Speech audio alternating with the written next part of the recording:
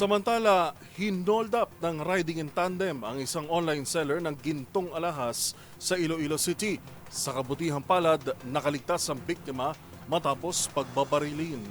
Yan at ang iba pang rumarapidong balita mula sa probinsya, hatid ng iba't ibang istasyon sa ilalim ng MBC Media Group.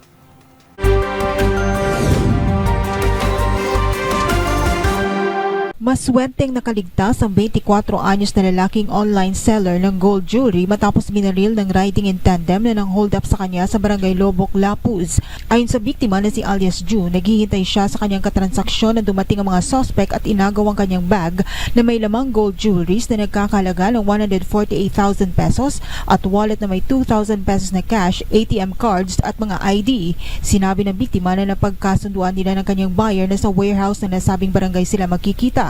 Nakuhanan ng video ng isang concerned citizen ng insidente kung saan makikitang tumakbo ang biktima ng barilin ng suspect kaya hindi natamaan.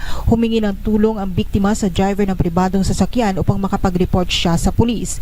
Hindi nakilala ng biktima ang mga suspect dahil sa suot na bonnet at helmet. Para sa MBC Network News, ito si Jocelyn Make, una sa Pilipinas, una sa Pilipino. Away na magkapatid sa Bangaldan, Pangasinan na uwi sa pananaksak biktima. Inoobserbahan pa sa hospital. Patuloy pang nilalapatan ng lunas ng mga doktor sa isang paggamutan sa Dagupan City ang biktimang 21 anyos na binata na residente ng barangay Aman Sabina, Mangaldan matapos itong pagsasaksakin na nakakabata niyang kapatid.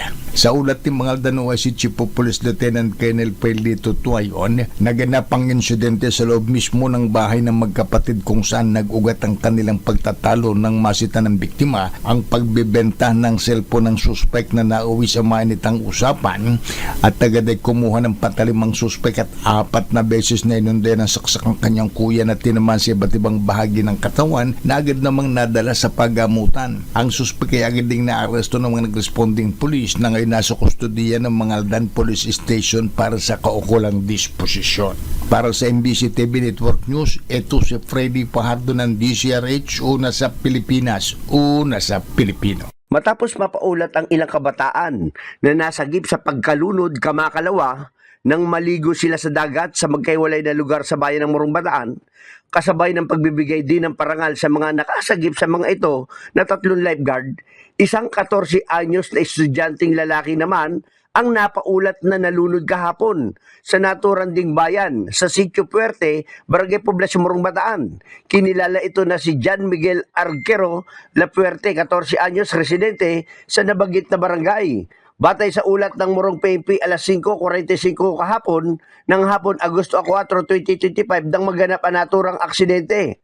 Ayon sa initial investigasyon, ang biktima ay naligo sa dagat kasama ang kanyang mga kaibigan nang tangayin siya ng malakas na alon at agos ng tubig patungo sa malalim na bahagi ng dagat. Agad namang rumesponde ang mga duty lifeguards mula sa kalapit na mga resort at isinagawa ang pagsagip. Nang maiahon ng biktima, agad siyang dinala sa Morong Rural Health Unit RHU para sa agarang lunas, subalit idiniklara siyang dead on arrival ng kanyang doktor na si Doktora Emma Bugay. Naiulat lang ang insidente sa Morong PNP dakong alas 7:20 kagabi sa pamamagitan ng tawag mula sa Morong Rural Health Unit sa lugar. Para sa MBC TV Network News RH37, Danny Kumilang, una sa Pilipinas, una sa Pilipino. Isa na namang miyembro ng Magbutay Criminal Gang sa Calbayog City sa Samar ang kusang sumuko sa otoridad at kasabay ng kanyang pagsuko ang pagsurrender nito ng armas. Ang nasabing miyembro kinilala na si alias Ramon ng Purok 1 Barangay Dinagan, Calbayog City sa Samar. Ayon sa report ng PNP Calbayog sa kanilang official Facebook page, wala itong warrant of arrest itong miyembro, ngunit nagdesisyon na sumuko at nagdesisyon na kumalas na sa kanyang pagkakasangkot sa criminal activities. Isinurinder nito ang isang caliber 45 pistol, Mark Colt Government Model, automatic caliber 45, magazine at 5 bala. Ang nasabing miyembro ay nahikayat na sumuko dahil na rin sa community engagement ng PNP. Nakipag-ugnayan o nakipagtulungan ng mga pulis sa komunidad at mga kaanak at kaibigan nito upang hikayatin ang nasabing miyembro na mag-surrender. Naging matagumpay ito at nahikayat itong sumuko sa pulis. Hindi ito ang unang miyembro na sumuko sa otoridad at inaasahan na magpapatuloy ang pag-surrender ng iba pang grupo.